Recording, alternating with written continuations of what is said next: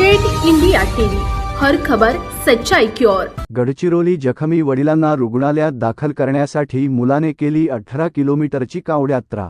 जिल्ह्यातील भामरागड तालुका म्हणजे अतिदुर्गम भाग। मुसळधार पावसात या तालुक्यातील 100 गावांचा संपर्क जिल्हा मुख्यालयाशी तुटतो। याचा तालुक्यातील भटपर या गावात शेतकाम करताना मालू के मजी वय 65 यांना पाय घसरून इजा झाली।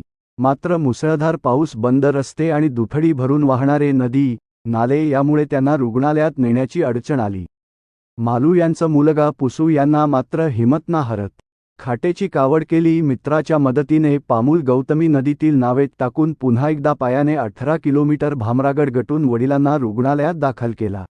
दरम्यान गडचिरोली जिल्ह्यातील दुर्गम भाग, साधनाची बनाव, दाढवळणाच्या अडचणी, नैसर्गिक अडचणी आणि हतबलता या घटनेचा उघड झाली।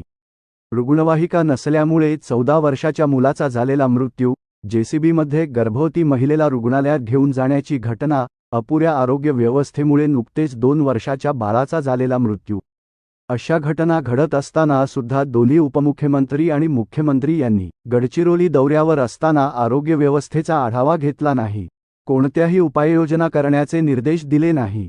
सिरोंचा तालुका प्रतिनिधी राजममोगली एम दुर्गम। नाही